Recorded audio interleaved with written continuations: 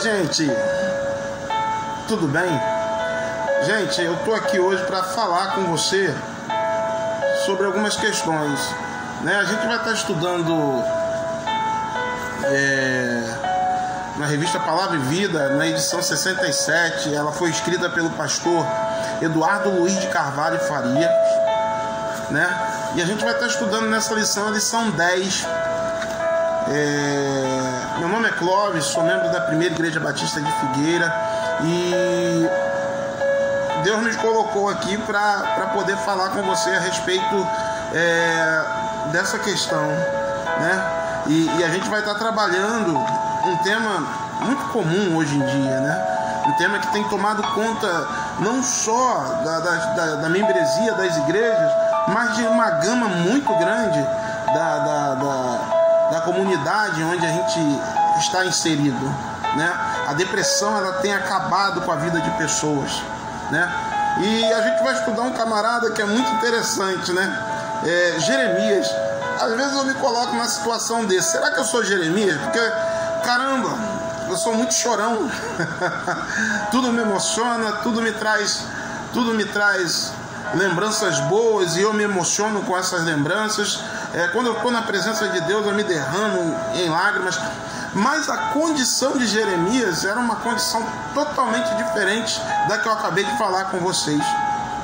Jeremias chorava por causa da condição e do pecado que o povo o colocou. Caramba! Como assim, Clóvis?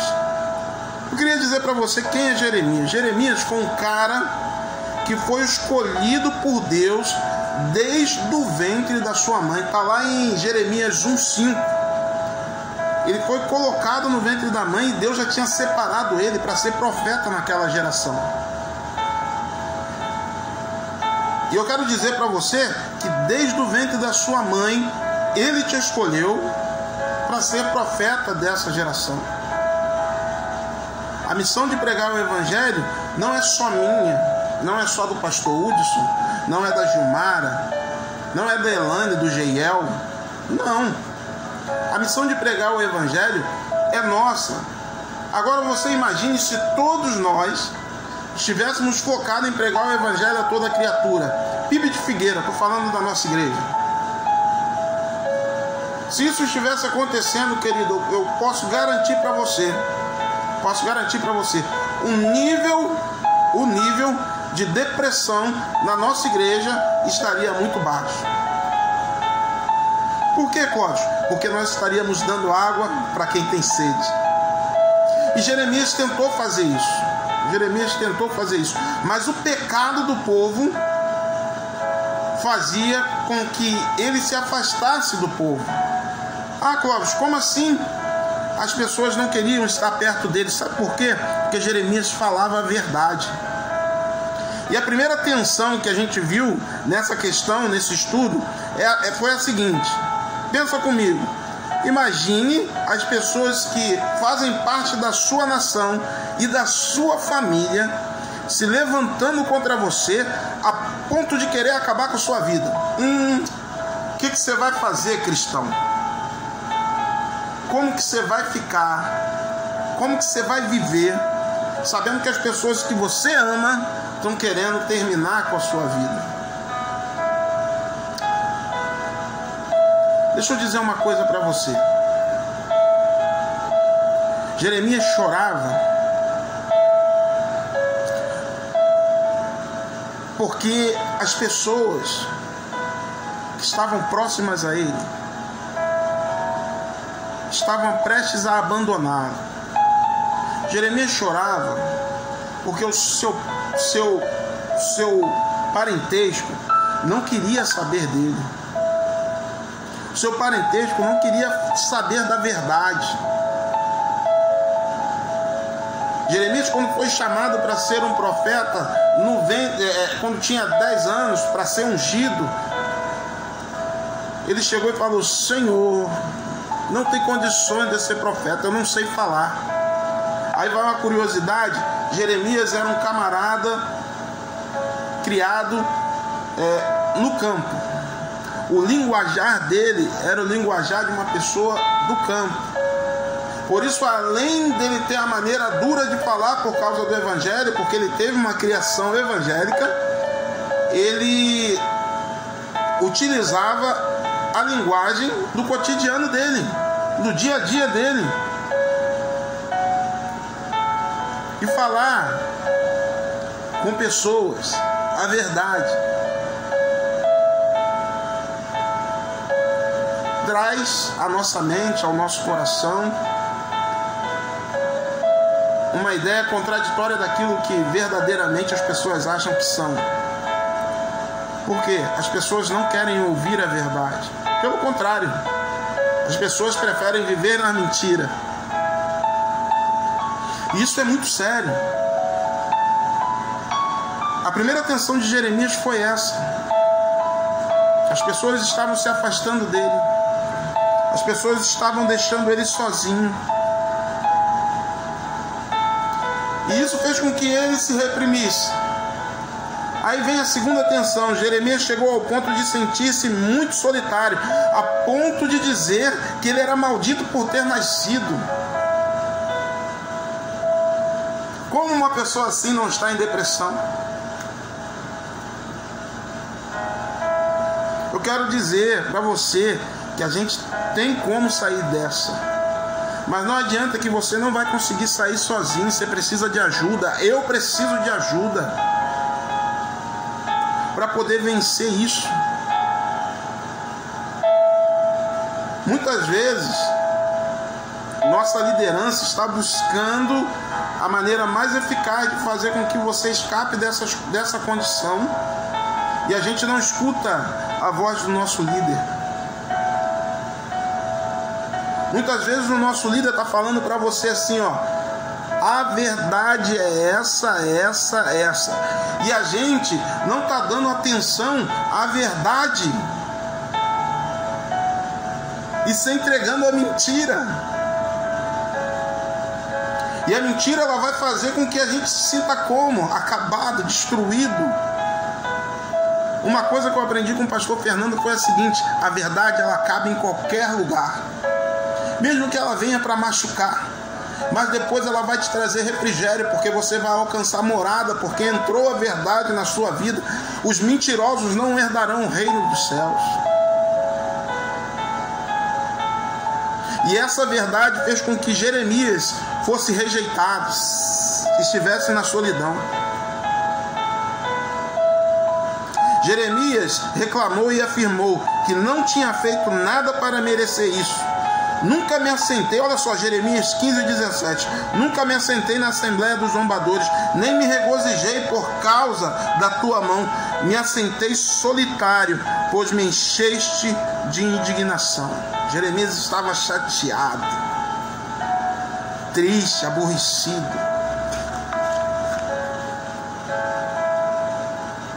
magoado. Mas só que Jeremias tinha um diferencial. Estava com Deus.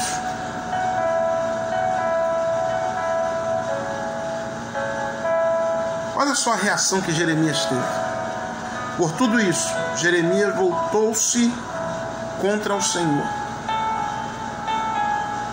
Porque é permanente a minha dor, e a minha ferida é grave e incurável. Ou melhor, por que é permanente a minha dor, e a minha ferida é grave e incurável? Por que te tornaste para mim como um riacho seco, cujos mananciais falham? Quantas vezes você diz que está com Deus? Quantas vezes você diz que acredita nele? E você larga e abandona os preceitos que ele te ensinou, assim como fez Jeremias. Quantas vezes? Quantas vezes você já fez isso? Melhor, você está pensando em fazer isso agora?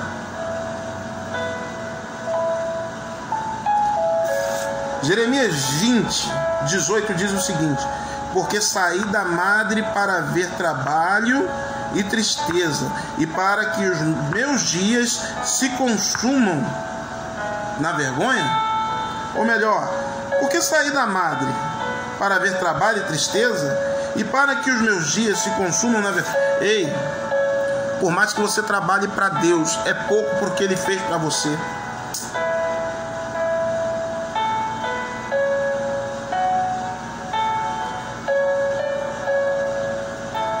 Por mais que você faça tudo para Deus,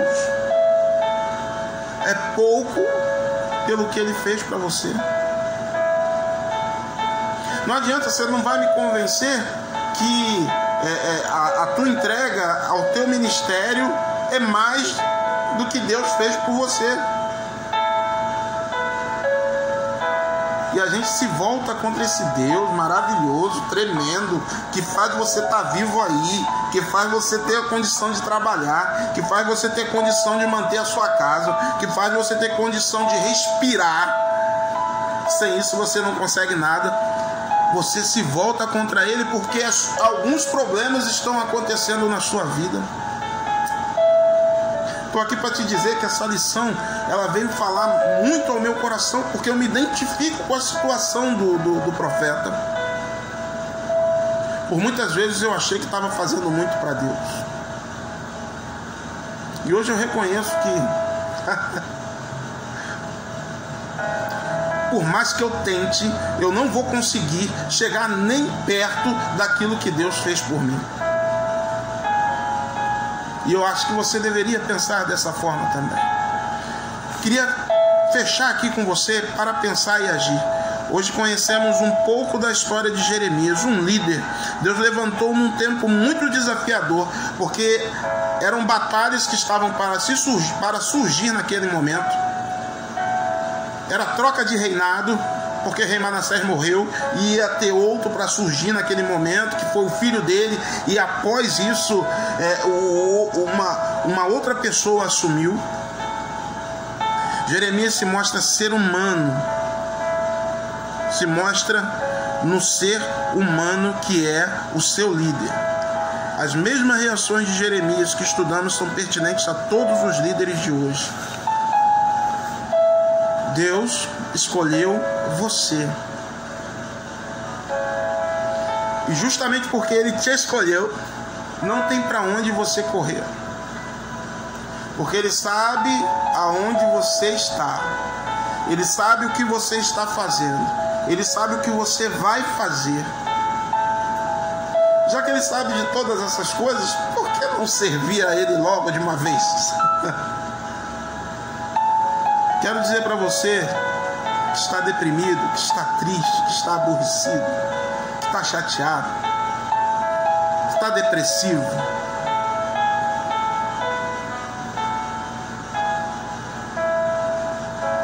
que busque ajuda em Deus. E depois busque ajuda em nós. O primeiro a te ajudar vai ser Deus. O segundo a te ajudar vamos ser nós. Mas para isso a gente precisa saber que isso está acontecendo.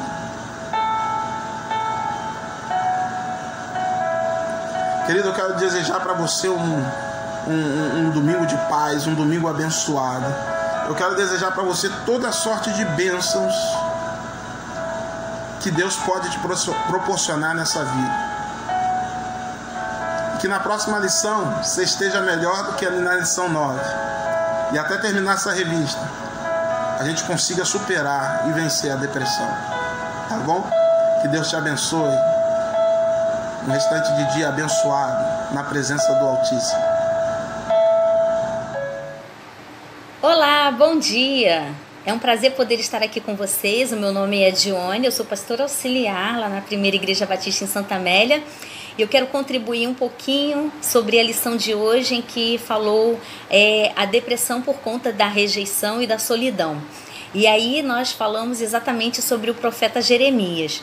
Mas eu quero ressaltar um pouquinho dizendo que, primeiro, a depressão, ela, dentro da classificação internacional de doenças, do CID-10, ela é uma doença psiquiátrica crônica, muitas vezes pode ser confundida com ansiedade, mas é uma doença em que causa oscilações de humor, perda de interesse, tristeza profunda, mas não somente isso, como outros fatores também que levam as pessoas a estarem dentro desse quadro de classificação de depressão. Então, ela vai ser avaliada por um profissional em que tenha uma formação psiquiátrica, para que ela possa, de uma certa forma, receber o atendimento necessário, muitas vezes com a medicação, quando ela tem um estágio moderado e grave. E no caso leve, a psicoterapia já vai poder ajudar muito e também contribuindo com os outros também. Quando é o caso grave e moderado, também precisa de ajuda terapêutica. Mas alguns eventos na vida de uma pessoa que tem uma predisposição genética podem precipitar a doença. E aí pessoas que vivam abusos, conflitos, perda de emprego, morte, eventos grandiosos, se elas vivenciarem uma situação como essa, podem precipitar a doença da depressão, caso elas tenham uma predisposição genética ou não. Mas isso pode, de uma certa forma, acabar precipitando. E aí a gente vê aqui nessa questão do profeta Jeremias, que estava vivendo uma situação por ter sido alguém escolhido por Deus para levar a palavra do Senhor. E Jeremias, naquele período, ele enfrentou várias situações em que muitas vezes ele chegou a sentir-se rejeição.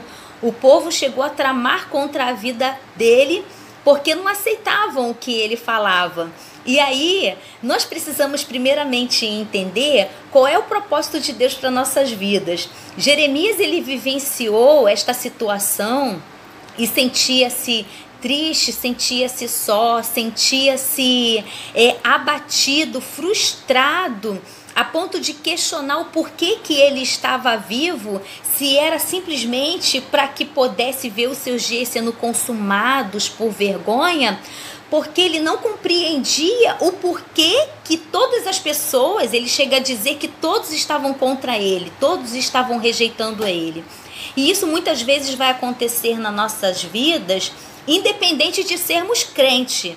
Agora você imagina a gente sendo cristãos, pessoas servindo ao Senhor, levando a palavra de Deus.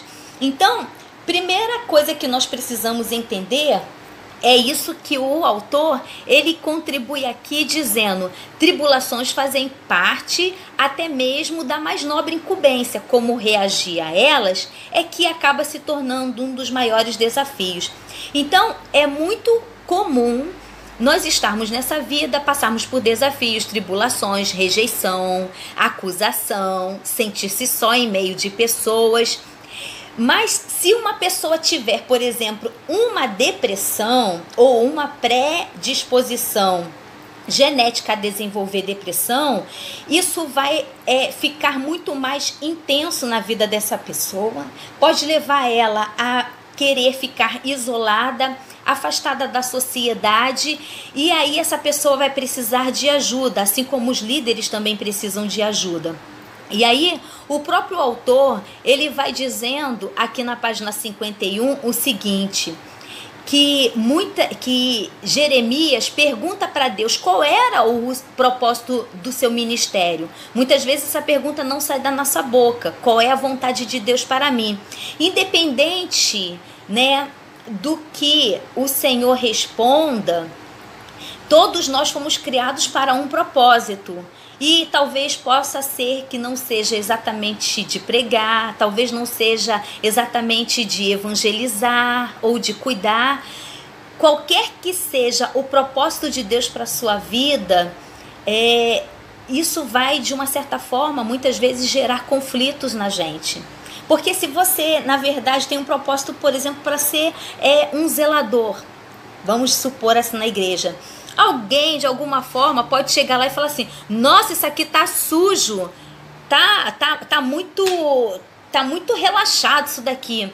E aí você, que é a pessoa que limpa aquilo dali, pode se sentir ofendido, pode se sentir sendo atacado por aquela pessoa.